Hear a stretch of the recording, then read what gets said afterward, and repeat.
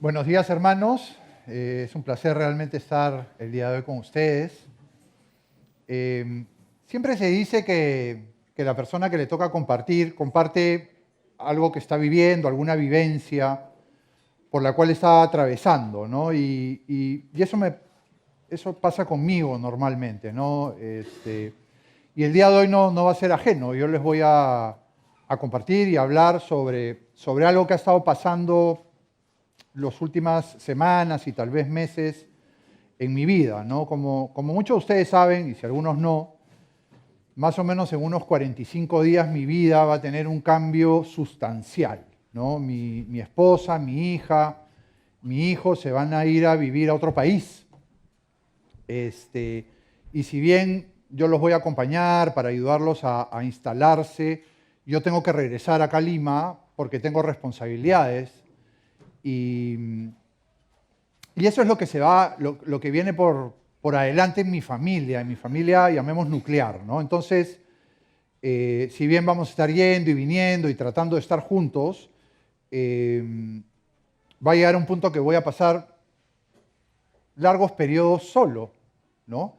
Y yo meditaba, y yo tengo 53 años, ¿cuántos años realmente yo he vivido solo, sin un familiar a mi lado, ¿no? Acompañé a mi madre casi hasta los 34 años y en realidad tuve 2 años y medio que viví solo, sin un familiar a mi lado. De ahí conocí a mi esposa, tuvimos nuestros hijos y vivimos una vida familiar. Pero la verdad es que durante gran parte de mi existencia he estado acompañado por un familiar y un ser amado. Y esta vez va a ser algo distinto que me toca a mí vivir, ¿no?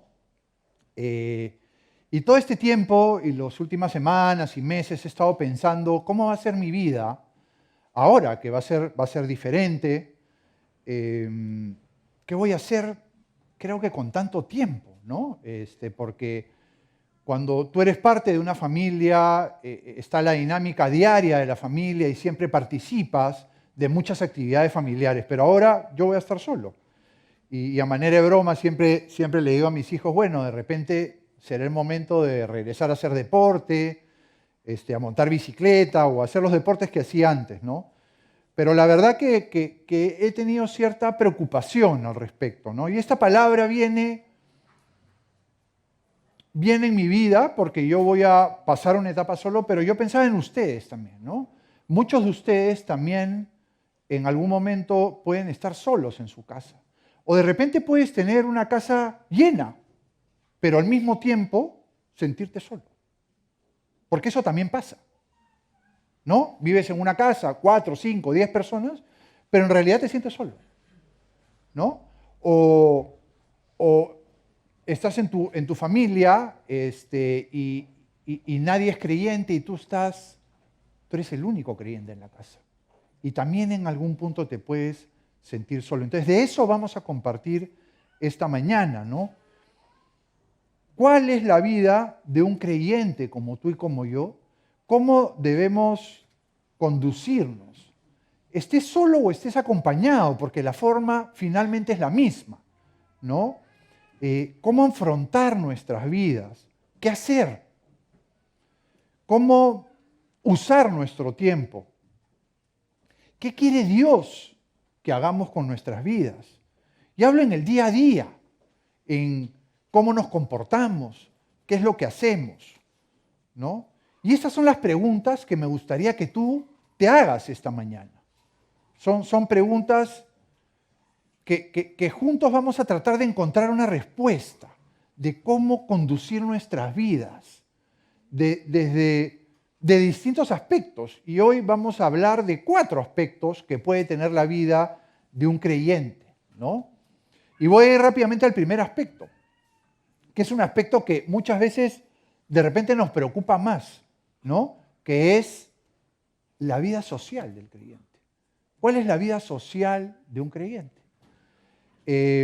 Y vamos a avanzar principalmente en el libro de Filipenses, es un libro que escribió el apóstol Pablo, donde él da estos consejos en estos 4 aspectos que vamos a tocar, ¿ok? Y los detalla seguidamente, yo he tratado de hacerlos en el mismo orden que él los presenta. ¿no? Y está en Filipenses 4, versículo 1 y 2, respecto a la vida social, ¿no? Y dice, así que, hermanos míos, amados y deseados, gozo y corona mía, estad aquí firmes en el Señor, amados. Ruego a Evodia y a Síntique que sean de un mismo sentir en el Señor. Ser de un mismo sentir. Y nosotros pertenecemos a esta congregación. Y todos nosotros tenemos un mismo sentir. Tenemos algo en común. Si bien podemos tener distintas historias, distintos trasfondos. Uno puede venir de una historia diferente, de una condición diferente a otros. Pero Dios nos trajo a este punto, acá, a su casa, a su congregación, y nos pone algo en común a todos nosotros, que es el amor a Cristo. Nosotros tenemos en común eso, ese deseo de que Dios nos ayude en nuestras vidas, de que Dios conduzca nuestras vidas, que llegamos a un punto que reconocemos, y de repente alguno de ustedes no lo reconoce aún, pero va a llegar ese momento donde cada uno de nosotros reconocemos que necesitamos un Dios que nos ayude a conducir nuestras vidas. Necesitamos un Dios que nos guíe nuestro caminar, que nos guíe nuestros pasos, que enderece nuestros pasos cuando nuestros pasos se tuercen.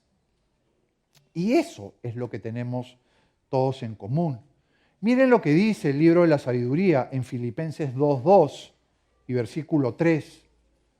Dice, completad mi gozo, sintiendo lo mismo, teniendo el mismo amor, unánimes, siendo una misma cosa. Nada hagáis por contienda o por vanagloria, antes bien con humildad, estimando a cada uno a los demás como superiores a él mismo.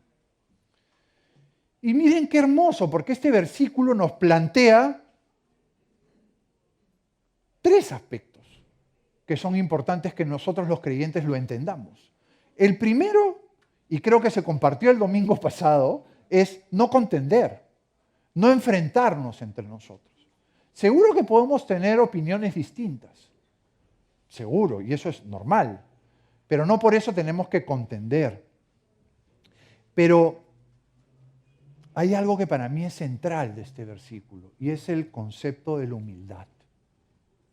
Es que tenemos que ser humildes, que tenemos que dejar la soberbia, que dejar de ser creídos. No hay cosa más fea que ver un hermano o una hermana que se cree superior, que se cree lo máximo, ¿no? Porque después de hablar de la humildad dice, estimando a cada uno de los demás como superiores a él mismo. Y eso también es importantísimo. Es importante pensar en el otro como que es superior a uno mismo. Y eso yo creo que es la base de la humildad. Ya no importa acá, cuando llegas a los pies del Señor, el dinero que tengas, los estudios que tengas, la preparación que tengas, lo buen profesional que seas, lo popular en la sociedad que eres, lo hermoso, lo bonito, lo guapo o lo linda que eres. Ya no importa eso. Importa pedirle al Señor que seamos humildes y no soberbios. En Filipenses 2:4, y traté de buscar otra versión de la Biblia, en la Nueva Biblia de las Américas, dice, no buscando cada uno sus propios intereses, sino más bien los intereses de los demás. Y eso, imagínense, si para desarrollar nuestra vida social adentro de la congregación nos preocupamos de ser humildes y nos preocupamos del interés de los demás, eso es realmente avanzar en los deseos del Señor. Jesús es nuestro gran maestro de cómo nosotros nos debemos conducir en nuestra congregación. O sea que nuestra vida social acá es tener la humildad y pensar en tu hermano. Y yo te reto esas dos cosas. ¿Cuál de esas dos cosas no haces? Porque naturalmente el ser humano es egoísta. Naturalmente nosotros somos egoístas. Buscamos nuestro propio interés. Buscamos satisfacer nuestra propia necesidad. Pero qué hermoso es cuando te comienzas a preocupar por los demás. Y eso es un mensaje para las parejas. Porque el éxito de un matrimonio puede ser medido en que cada uno se preocupa más por su pareja que por uno mismo.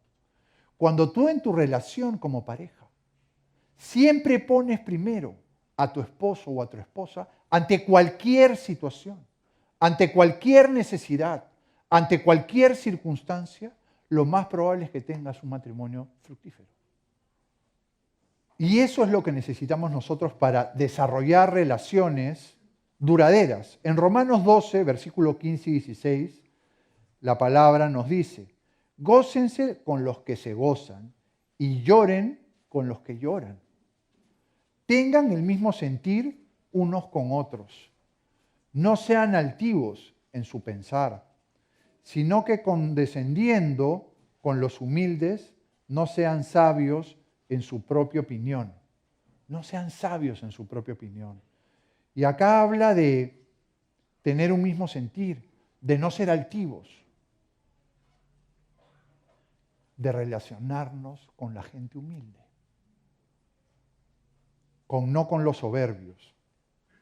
Y esa es la vida social en nuestra congregación. Y acá yo quiero hacer un paréntesis, porque a veces pasa que hay algunos hermanos, y lo he visto a lo largo de mi caminar de todos estos años, que se preocupan solo de la vida social. Se preocupan solo de estar en el fulbito los domingos, de estar en el cafecito con el hermano, de estar en esta reunión, de estar deambulando por los pasillos y por los estacionamientos de afuera durante las prédicas, y se preocupan solo en desarrollar esa vida social, en tener amigos, en conversar, que no está mal, pero eso no sirve de nada si tú no desarrollas una relación con Dios.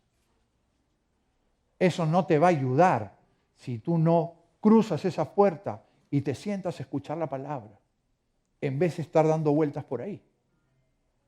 O conversando afuera de fútbol y del gol que metió Messi en último minuto. ¿No?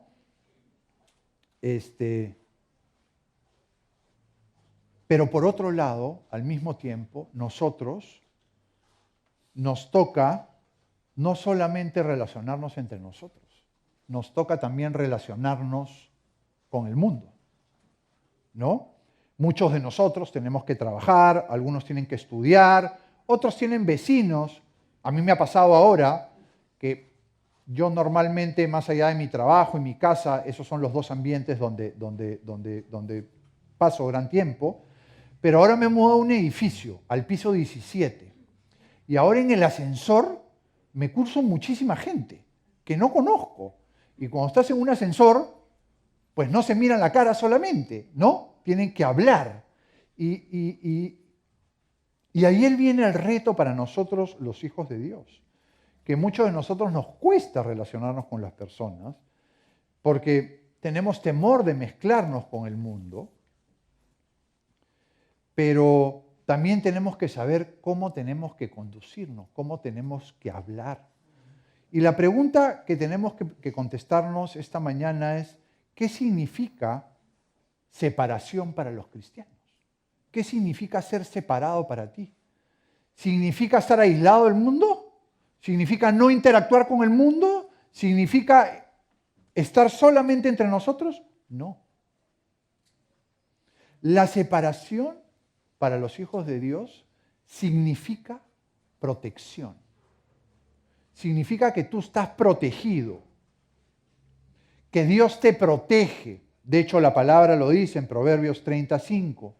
Probado es toda palabra de Dios. Él es escudo para los que en Él se refugian. Entonces, Dios te va a proteger ante esa interacción con el mundo, con personas que no tienen cosas en común contigo. Porque esas personas no tienen a Dios en común contigo. Pero ¿cómo debes actuar con esas personas? Debemos tener una conducta prudente, debemos cuidar nuestras palabras, debemos tener un buen testimonio con esas personas. Miren lo que dice la palabra en Colosenses 4:4.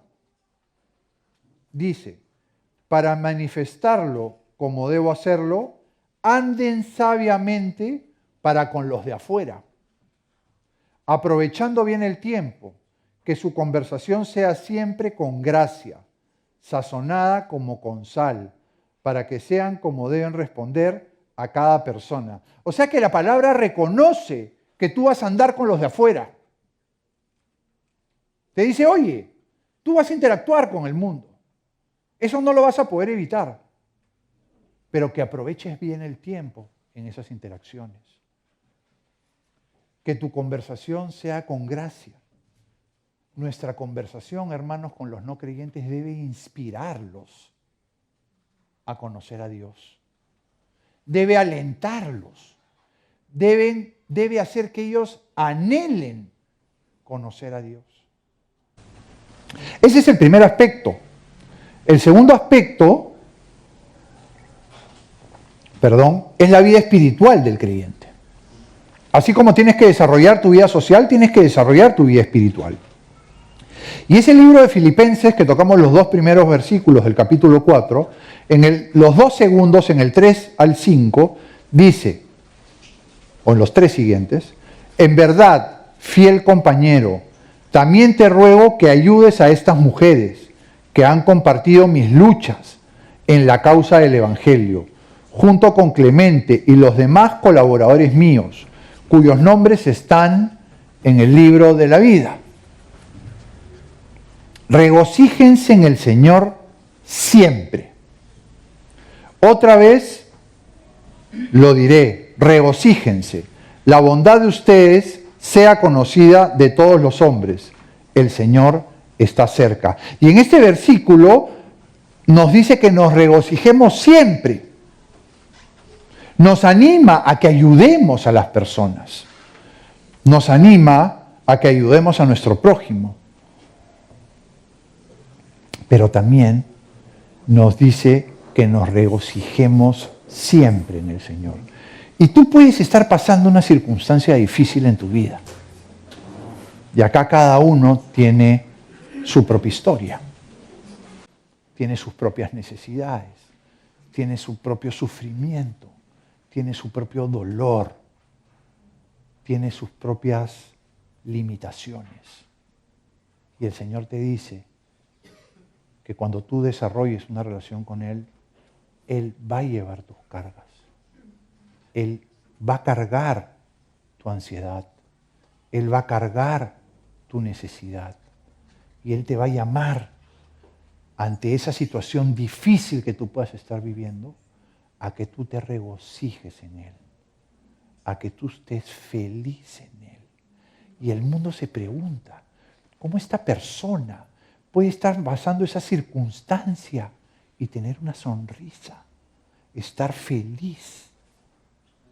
Eso es inexplicable para el mundo, pero para nosotros es lo más normal, porque Dios toma tu necesidad y la lleva por ti y te da paz, te da tranquilidad, te da regocijo, te da felicidad. Nadie dice que nosotros no tengamos problemas. Los tenemos como muchos otros.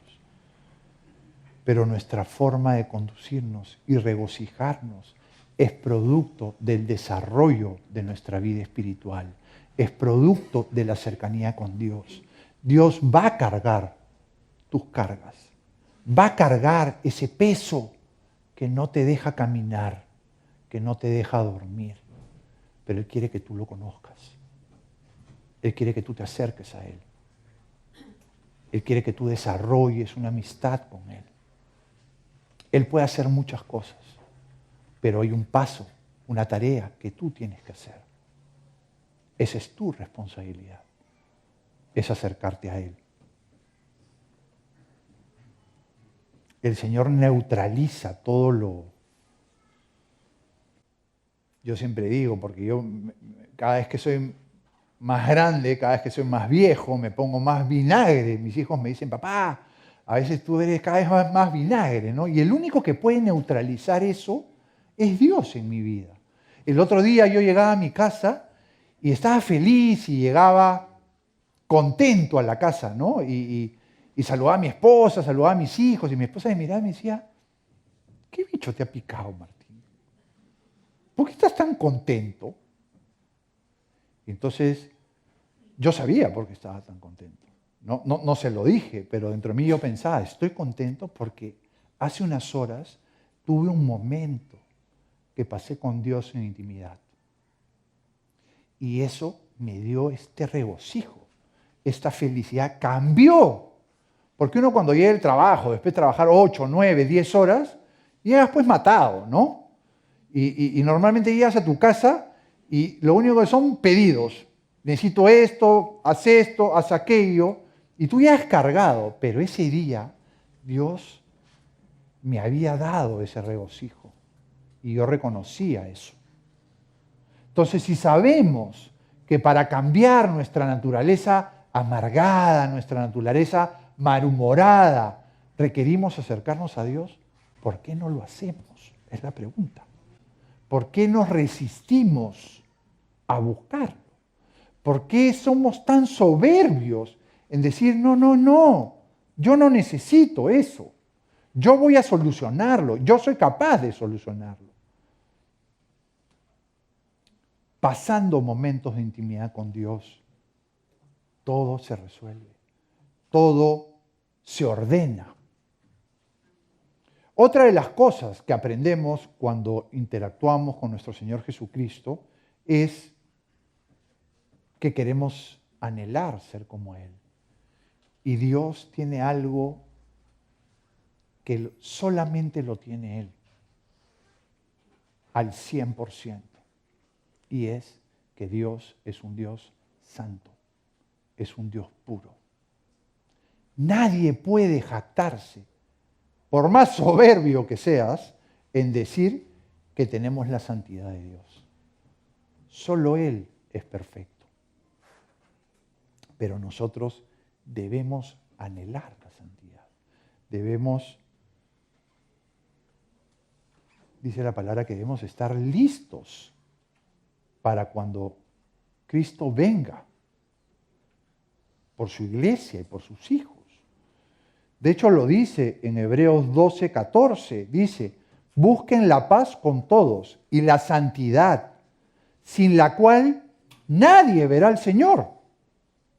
O sea, si tú no buscas la santidad, no vas a ver a Dios. ¿Y qué es buscar la santidad? Es poner a un costado nuestros propios deseos, nuestra propia voluntad. Es huir del pecado. Es cuidar de lo que vemos. Es cuidar de lo que hacemos. En Levíticos 11:44 la palabra nos dice, porque yo soy el Señor su Dios, por tanto, conságrense y sean santos, porque yo soy santo. No se contaminen, pues, con ningún animal que se arrastra sobre la tierra. Dios es santo y quiere que sus hijos busquen esa santidad. Y digo buscarla porque va a ser muy difícil conseguirla seguramente. Pero debemos tener el deseo de buscar esa santidad. En el Salmo 51 dice, crea en mí, oh Dios, un corazón limpio y renueva un espíritu recto dentro de mí. No me eches de tu presencia y no quites de mí tu Santo Espíritu. Esta plegaria es hecha por el rey David. ¿Saben cuál fue el pecado del rey David? Tuvo un pecado de infidelidad y se convirtió en un asesino. Miren qué fuerte. Infiel y asesino. Y esto es lo que decía el rey David. Renueva un espíritu recto dentro de mí. Por más fuerte que haya sido tu pecado, Dios es un Dios de perdón. Dios quiere que tú te arrepientas. Dios quiere que bajes la cabeza y digas, perdóname, de todo corazón. Miren, este hombre. Yo creo que no sé si habrá algún asesino acá. Pero este hombre recurrió a Dios y le dijo, y le pidió perdón, y le pidió sabiduría. El tercer aspecto es la vida secular de un creyente. Y sigamos lo dicho en Pablo, en los versículos que estamos leyendo, en Filipenses 4:6 dice, por nada estén afanosos, antes bien en todo, mediante oración y súplica con acción de gracia, sean dadas a conocer sus peticiones delante de Dios. En el versículo anterior decía que el Señor estaba cerca. Y ahora nos dice, oye, no estés afanoso, no estés tan preocupado de tu vida natural, de tu vida secular. No estés tan preocupado, y esta es una preocupación que normalmente los hombres la tienen más que las mujeres, por el dinero. No estás tan preocupado en tu carrera, no estés tan preocupado en tu desarrollo profesional. Sí, sé diligente, pero que esto no tome tu corazón. Lo que quiere el Señor es que no te preocupes, pero al mismo tiempo lo que quiere el Señor es que te conduzcas en tu vida secular, en tu trabajo, en la universidad, con tus amigos, en el parque o donde estés, de una forma que le agrada a Él. Y ahí yo pensaba, ¿qué alternativas tiene un hijo de Dios respecto a su vida secular? Y son tres. O eres jefe, o eres empleado, o ambas. Porque puedes ser jefe y ser empleado al mismo tiempo. Y acá ya no importa cuál es mejor, todo el mundo dirá, sí, pues ser jefe es más bacán, ¿no? Que ser empleado. Pero no, ambos tienen una gran responsabilidad como hijos de Dios. O sea, si tú acá eres jefe o eres empleado, esta palabra es para ti. Y esta palabra te va a confrontar como me confrontó a mí. ¿Cómo te tienes que conducir tú siendo un jefe? ¿Cómo te tienes que conducir tú siendo un empleado? Vamos a comenzar cómo nos tenemos que conducir siendo un empleado. Y la palabra en Colosenses 3, 22 al 24 dice, siervos, obedezcan en todo a sus amos en la tierra, no para ser vistos como los que quieren agradar a los hombres, sino con sinceridad de corazón, temiendo al Señor. Todo lo que hagan, háganlo de corazón, como para el Señor, y no para los hombres, sabiendo que del Señor recibirán la recompensa de la herencia. Es a Cristo el Señor a quien sirven. Entonces te dice a ti, empleado, a mí, yo soy un empleado. Obedezcas a tus jefes. Y condúcete con Él como te conducirías ante el Señor. Miren, tenemos el ejemplo de la pintura de nuestro recinto. Todas esas personas que han participado en esta pintura no lo han hecho para que sean halagados por ustedes. Lo han hecho para el Señor. Lo han hecho con amor, con dedicación, con sacrificio, con acción de gracia para con Dios. Igual nos tenemos que conducir nosotros, los empleados. Este versículo parte de la premisa que no hay mejor cosa y no hay cosa más honorable que servir a Dios. No lo hay. Y te dice, oye, en tu vida natural, condúcete de la misma manera, con tus jefes naturales. Porque del Señor recibirás la recompensa. Así como todos estos jóvenes, y algunos no tan jóvenes, que han participado en esta obra, recibirán su recompensa a su tiempo. Nosotros los empleados debemos saber esto. Debemos ser diligentes, debemos ser preocupados, debemos ser agradecidos. Pablo lleva en estos versículos el empleo secular a un plazo espiritual y eterno. Nuestro verdadero patrón es Dios. No es mi jefe directo. Ahora, ¿cómo deben comportarse los jefes? Porque a todos nos cae. No por ser jefe somos lo máximo y podemos hacer lo que querramos. En Colosenses 4:1 la palabra nos dice: amos, haced lo que es justo y recto con vuestros siervos, sabiendo que también vosotros tenéis un amo en los cielos. Justos y rectos. Eso es lo que quiere Dios para ti, si te toca en algún punto ser el dueño de tu empresa, si te toca en algún punto ser el jefe de personas. Ser justo y recto. Porque tú quieres un Dios justo y recto, ¿o no? ¿Tenemos un Dios justo y recto? Por supuesto. Y el último aspecto que vamos a tocar esta mañana es, y lo llamaba, la vida secreta del creyente. Y siguiendo las enseñanzas de Pablo en Filipenses, en este mismo capítulo, en el versículo 7 y 8 dice: y la paz de Dios, que sobrepasa todo entendimiento, guardará sus corazones y sus mentes en Cristo Jesús. Por lo demás, hermanos, todo lo que es verdadero, todo lo digno, todo lo justo, todo lo puro, todo lo amable, todo lo honorable, si hay alguna virtud o algo que merece elogio, en esto mediten.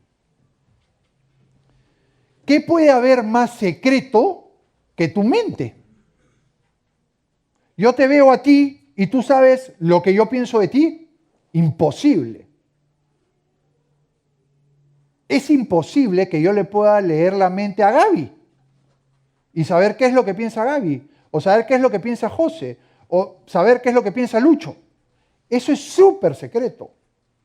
Si tú no lo descubres con tu boca, nadie lo va a saber. Entonces lo que pasa ahí en tu mente es súper importante. Lo que tú gastas tu tiempo pensando es súper importante. La palabra nos dice: guarda lo que tú piensas, guarda lo que meditas. Te dice lo verdadero, lo honesto, lo justo, lo puro, lo amable. Y la pregunta es: ¿cómo vamos a pensar todas esas, llamemos virtudes, en lo natural? ¿Cómo tu mente no va a pensar: ay, qué bicicleta nueva me voy a comprar? ¿O qué auto me voy a comprar? ¿O cómo voy a hablar con mi esposa o mi esposo para conseguir esto? ¿No? Y gastas tu tiempo pensando en cosas sin importancia, en cosas vanas, en cosas sin sentido. Es imposible que tú dejes de pensar en eso si no tienes una relación con Dios. Si tú no te acercas a Él, si no lees su palabra, Él va a ser quien te dé esos pensamientos. No lo va a hacer ver esto es guerra. No lo va a hacer ver la telenovela. No lo va a hacer de lo que tú te alimentes. Tú vas a pensar de lo que te alimentes. Si tú, yo me acuerdo una palabra de una hermana que decía: si tú consumes mundo, vas a pensar en el mundo. Si tú estás cerca de Dios, vas a pensar en las cosas que a Él le agradan. Y en eso debemos pensar. ¿Por qué? Porque la palabra es sabia. La palabra sabe que en lo que tú piensas, después se convierte en lo que tú haces. Y ojo, esto es algo bien importante. Porque si tú piensas mucho en algo, vas a terminar haciéndolo. Y de ahí se puede terminar hasta en una costumbre para ti. La mejor forma de estar limpio en tu secreto, en tu mente, es tener un tiempo secreto con Dios. Y yo te animo a eso. Ya no importa tu familia, tus amigos, importa ese momento que tú reservas para estar con nuestro Dios. Solos, sin que nadie te mire, sin que seas admirado por nadie. Tú solo con Él. Y puede ser en cualquier situación. Eso es lo que te va a alimentar. Eso es lo que te va a proteger.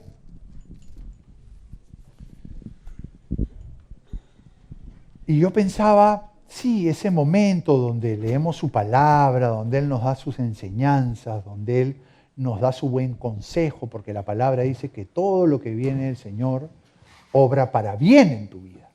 Y eso es algo que también sabemos. Pero yo pensaba en la conversación que nosotros tenemos con Dios.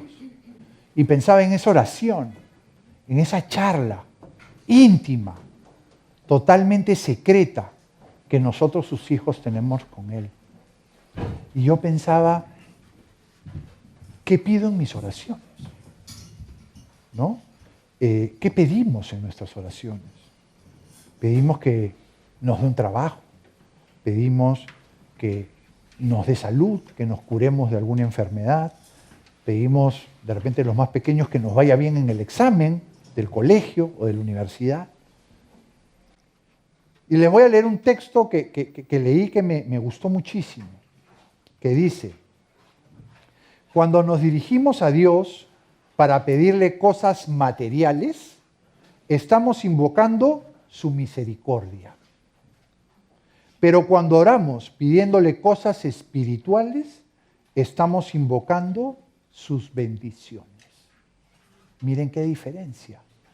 O sea que nos podemos haber pasado la vida entera pidiéndole cosas naturales. Y eso es su misericordia. Pero no le pedimos sus bendiciones. Yo les quiero leer lo que dice Pablo respecto a la oración. Y está en Colosenses 1, versículo 9. Y presten atención lo que el apóstol Pablo pide en sus oraciones. Porque debe ser un ejemplo para nosotros. Para mí es un reto que yo y que ustedes pidamos de acuerdo a la voluntad de Dios. Miren lo que dice la palabra. Por esta razón, también nosotros, desde el día que lo supimos, no hemos cesado de orar por ustedes, pidiendo que sean llenos del conocimiento de su voluntad, en toda sabiduría y comprensión espiritual, para que anden como es digno del Señor, haciendo en todo lo que le agrada, dando fruto toda buena obra y creciendo en el conocimiento de Dios. Rogamos que ustedes sean fortalecidos con todo poder según la potencia de su gloria, para obtener toda perseverancia y paciencia con gozo. ¡Qué hermoso! Este hombre orando por el prójimo, por el conocimiento, porque busquemos la sabiduría de Dios, porque crezcamos en conocimiento y crezcamos espiritualmente, para que seamos perseverantes hasta el fin. ¿Cuándo nuestras oraciones van a comenzar a ser para pedir cosas espirituales en nuestra vida y en la vida de nuestra familia y en la vida de nuestros seres queridos. Mucho más valor tiene en nuestras vidas como hijos de Dios ser perseverantes que un auto, o que un trabajo, o que solucione tal situación en nuestras vidas. Mucho más importante para Dios es eso, y lo debe ser para nosotros.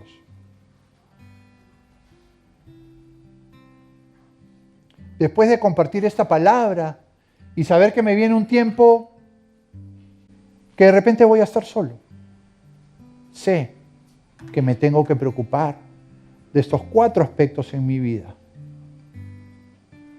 Y seguro que voy a gozar de la mejor compañía que puedo tener, que es nuestro Dios.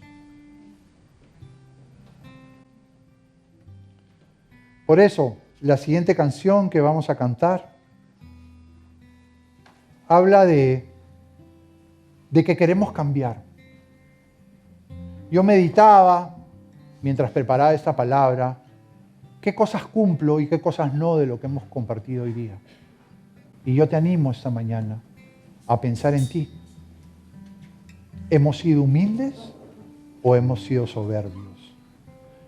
¿No hemos pensado en lo demás y hemos sido egoístas, pensando en nuestro propio interés, pensando en nuestra propia necesidad?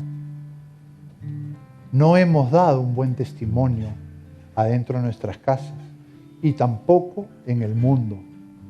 No hemos sazonado con sal nuestras palabras. No hemos sido prudentes. Hemos sido amargos, resentidos, críticos y no nos hemos regocijado en Dios. No hemos buscado su santidad. Hemos cometido muchos errores en nuestras vidas, pero no buscamos su santidad. Gastamos nuestro tiempo en cosas sin importancia, en cosas vanas, en cosas sin sentido. No pensamos en lo verdadero, en lo honesto, en lo justo, en lo puro y en lo amable. Y hoy, hermanos, nos podemos poner a cuentas